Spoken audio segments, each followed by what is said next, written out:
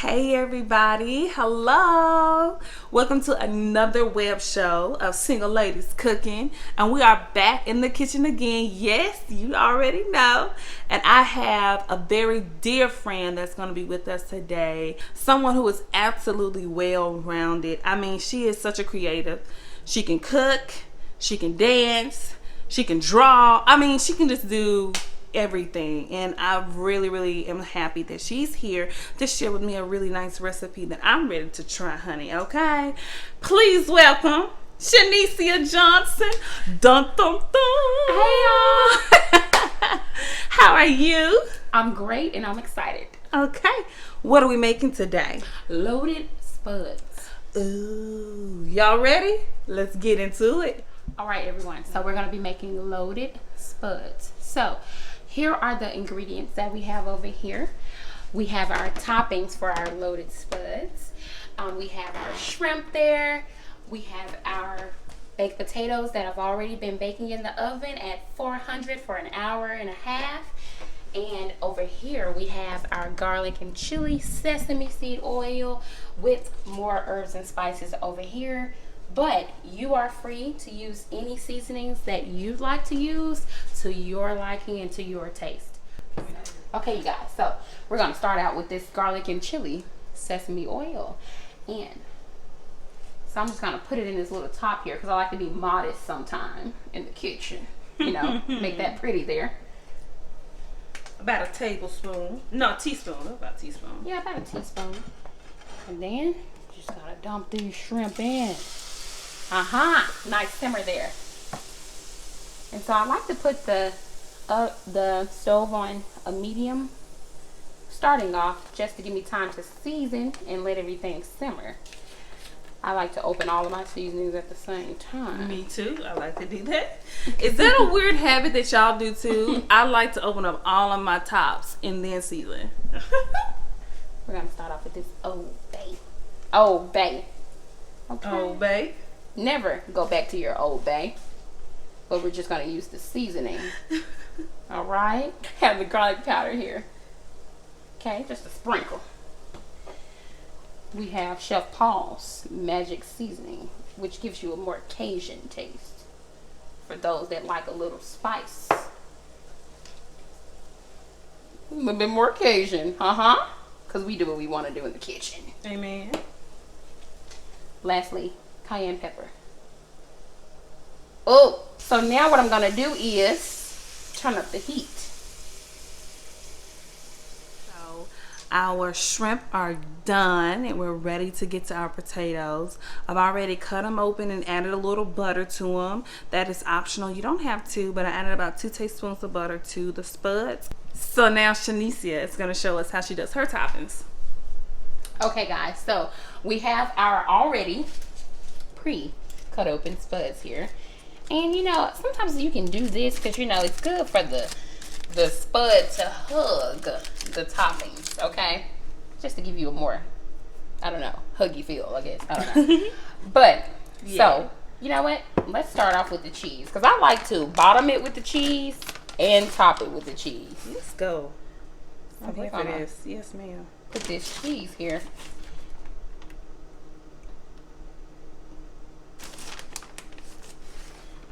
On both. So you gotta cater to both spuds at the same time. I love to eat my spuds with my cheese melted. So what we're gonna do, we're gonna heat it up right quick. Okay guys, so we just took the spuds out of the microwave and this is how the cheese is looking. Very good. And so we left it in the microwave for 1 minute each. That should do, to where your cheese is melted enough to where it just comes all together. So what we're doing, we're putting pepper on each spud. Not too much. Just a we little. want some seasoning. Yes. You want to be able to taste your potato. We did season the shrimp, of course, but you still want some flavor in your potato. Now this is Himalayan salt because my friend Liz here, you know, she's kind of bourgeois. I I am not bougie. I just like Himalayan. Who else likes Himalayan salt? Comment below if you think Himalayan salt is delicious, because I think it's fire. Yes. Okay, we're gonna put a little oregano here, you guys. Cause we fancy. Come on, oregano. More seasoning here. Yeah. I love a good herb. Herbs are so good. Ugh. And we have our And oregano is not just for spaghetti, black people. Okay, you can Or use it Alfredo. for Alfredo. You can use it for other dishes. Okay. and we have our basil leaves here. Come on. Basil is fire though. Gonna be full of flavor. And it gives it a nice presentation as well. And listen, if you can't see your seasoning, you might not have none on there, okay? Right. You need to season it. You need to be able to see the seasoning, okay? Okay, you guys. So next, Hashtag see the seasoning. I'm gonna use my pico de gallo here. Pico de guy. I love pico de gallo, y'all. Cause when you have your tomato and onion and your cilantro, all of those flavors are coming together. So good. A little lime. Oh, Yes. we're not going to put that on a potato, but ooh, Doesn't sound good though. it sounds wonderful. So Now, good. when I do a loaded potato, I love it to be loaded. Let's put some sour cream here. So, guys, I just dressed this spud with sour cream. I personally love a lot of sour cream, so I'm gonna give myself a little more. Okay. Now, we're gonna add our shrimp here. And thank God it's just two of us, because we can get a lot of shrimp. Hey. I'm gonna put the rest on this spud.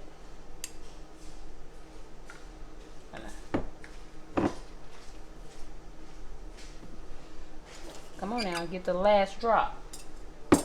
Yes. As I stated earlier, I do like to bottom it with cheese and top it with cheese. Perfect. So this is like your ultimate loaded spud. Oh, it looks so good, you guys. Check it out. Get in this, y'all. Get in this. It looks so good. I'm so ready. You know what? A little bit more basil. Come on, because we want it to be pretty on camera, okay? We don't just want it to taste good. We want it to be pretty, too. Presentation. How about that? And don't talk about my camera skills. Listen, I am a one-woman show, okay? So we're trying to do what we need to do to get these videos going, okay? Now, we just put some little basil on. It's got a nice little color to the top. Yeah. All right, y'all. We are done with our meal, and we will see y'all at the table. Hey, everybody! We are back at the table, and we have our spuds here, ma'am, and sir, if you're a sir. But we have been nibbling on just a little bit because, y'all, it is good, okay? Listen. It is so savory. It is so good. Oh! So we're going to get right into this thing, ma'am. You listen, because, not even because I'm ready. Okay, here we go. Let me see. I'm using a little ranch on mine. I just dipped a little ranch in there. Use whatever condiments you like. You can use barbecue sauce if you want. Not barbecue. Barbecue. Barbecue. So, y'all know that we love to talk about anything with singleness, dating, and relationships. And today just kind of going to be like a freestyle because we are just kind of piggybacking off of some past relationships that we've had, some horrible experiences that we've had to live through, and some life lessons that we still stand on today. So I first want to say that I think it's so important that we honor ourselves, that we know who we are and that we don't settle, and that we know our worth. Right? And that we make the demand of letting these men know honey, if you want to we make the demand and letting these men know, if you want to be with me, there's a commitment. Like, you can't play with my time, my heart, my money, my body, or anything else. You know, having men to be serious and everything like that. So, my question to you is, Miss Shanicia, when did you know that you were wasting your time with a man that wasn't serious? When was that aha moment like, Really? So, let me just first say, those red flags are not hard to see. What we women do is we ignore Come them. on. We ignore them, even early on. Because one thing about us being women, being intuitive is very innate. Okay, we're just naturally intuitive. We know when something is not right. So I would say, I know when a man is not really serious with me when his actions don't align with his words. And so it's one thing. Now you're preaching, because one thing we women make the mistake of doing is esteeming the words over the action. So we'll esteem the words to such a high degree that the actions just become, we just sweep them under the rug, and then we're somewhere like, what happened? Where did I go wrong? And we're not really being intentional about being aware and paying attention to ourselves and staying true to ourselves. Like, okay, what is best for my heart? What is my mind really settled with this? You know, am I safe in this environment? Is this relationship or whatever this is that we're building, is it creating a safe place for me to be able to thrive, or am I going to come out of this stressed out? You know. Now, see, she already preaching. See, I'm going to post her Cash App somewhere up in here, because you know what? You have said some vital stuff. Like, when you said you see the signs, but you ignore them. Mm-hmm. And then when you're hurt, you leave out of the relationship damage, and they move on to the next victim. Well, not victim, but they move on to the next woman that they're going to do the same thing to. Who becomes victimized. Eventually, yeah. So when did you, in a relationship, have to make the decision, like, I'm going to choose what's best for me versus what's working between me and you, because it's not really doing anything? Well, I really paid attention to what it was doing in me. Like, I don't want to be a part of a relationship that's going to create insecurity, a relationship that brings uncertainty, confusion. If actions are really aligning with words, there's no room for confusion. If we're communicating like, hey, this is my motive, and you're like, hey, well, this is my motive, and just laying everything out on an open table where I don't have to wonder, then I know that it's genuine. I know that I can trust it. Now, me and you talked before, and we talked about having conversations early on. Mm-hmm. And I made a statement that you should have the conversations early on about everything, even sex. Mm-hmm. And you seriously opposed that conversation, but I feel like it flows into everything else. Why do you think it's not good to talk about the things that are sexual in a relationship if y'all are moving towards marriage? Mm-hmm. How do you feel a person should approach sex in conversation? Okay. I definitely believe that sex should be talked about. My view is more so in the timing of it. Because it's like, I want to be able to figure out, first of all, who this person is before I begin to engage in conversations such as sex. Like, I would want to know, like, hey, we're really moving towards marriage, and I want to know, like, different things about maybe your preferences or your views concerning sex. Because early on, personally, you're going to know I'm not having sex before marriage. I think that we have to understand titles.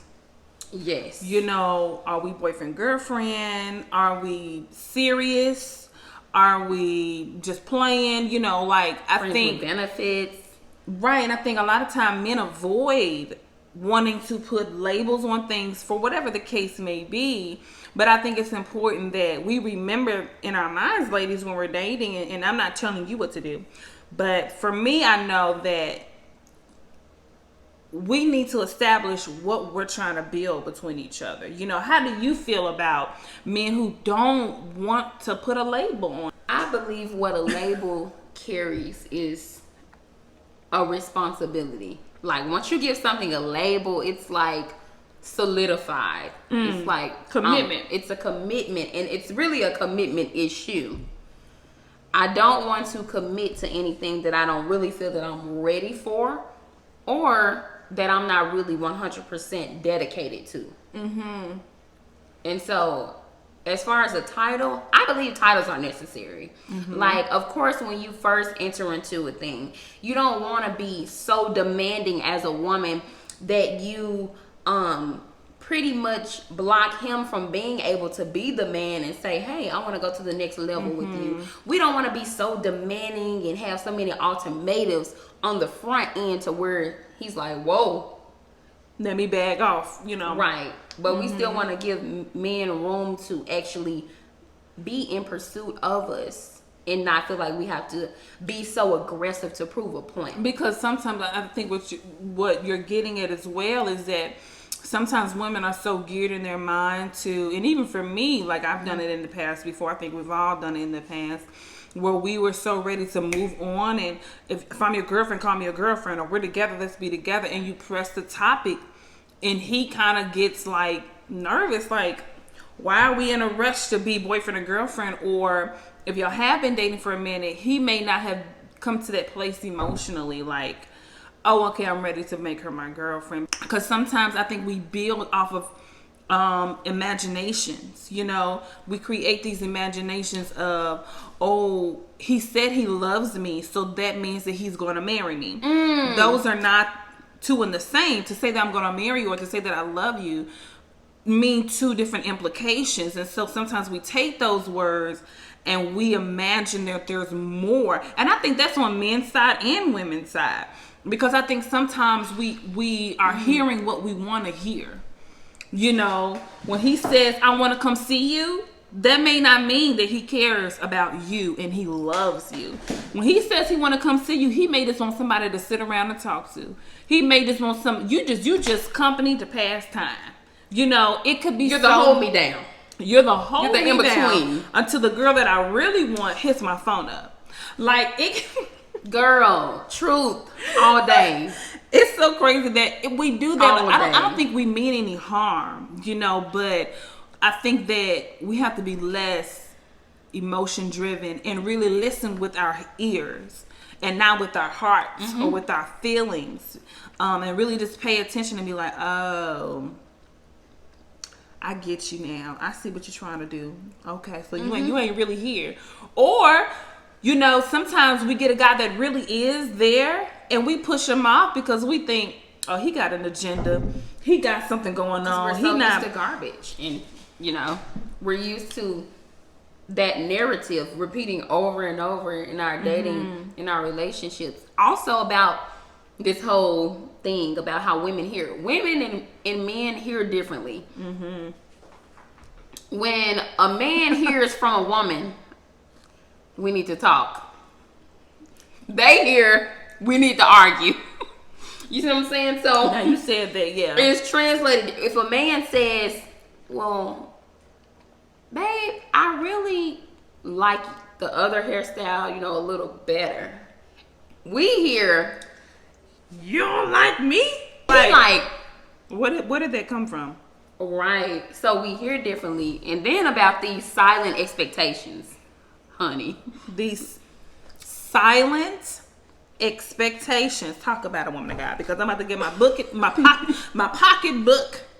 Okay, and I'm about to sow a seed into your ministry, because talk about these silent expectations. Like you said about this false reality that we create in our minds. My goodness. These assumptions of what, these narratives, these ideas of what we think a person's intentions or agenda is. And it's not really factual. It's just what we have thought up in our minds. So, again, we women, we have it bad with these silent expectations. Like, most of the time, we have to communicate. We have to communicate. And when you communicate with a man, it's all about the timing as well. That's just a little wisdom nugget. Come on, wisdom. I definitely think that silent expectations can be silent killers. Exactly. And you'll go into it thinking that this is what I want, this is what I desire, and I've already told him my intentions, so he should show up in that way. And if he doesn't, then you're mad. And expectations can be different versus a person's real responses and reactions to whatever it is that you do. If you say, babe, I want you to come over and like clean my car, and he says no, you think he don't care about you. But what if he says, and rather just come pick up your car and take it to the cleaners myself? Mm-hmm. Does that mean he loves you any less? Like, I think expectations can skew how you view a relationship or that person. And even yourself, because I know for me, even in my own singleness, I've had expectations of, I'm going to get married when I'm 25. I'm going to have my first kid by 28. I'm going to have my own house by this or whatever. Talk about it. And you've had these expectations where in life, that's not the reality. I'm 25 right now and your girl is single. These biological time clocks we have. Where's the ring? Okay, there's no ring. Okay, yet. There's no ring yet.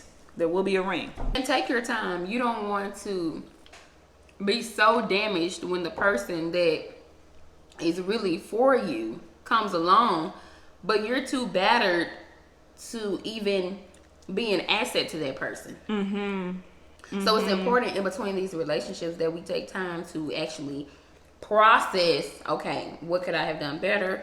What standards could I have upheld? Maybe I needed more boundaries. Like, really assess what these things are that are constantly being repeating in your life, these cycles with men. Like, you have to really be with yourself enough to even know, like, where is it that I'm going wrong? What am I not seeing? What could I do differently? For example, in marriage, if you say, this is how I want to be loved, I like when you do this, I don't like when you do this. Now, that's different from what she just said. But what she's talking about is that whole entitlement that comes from an unhealthy place.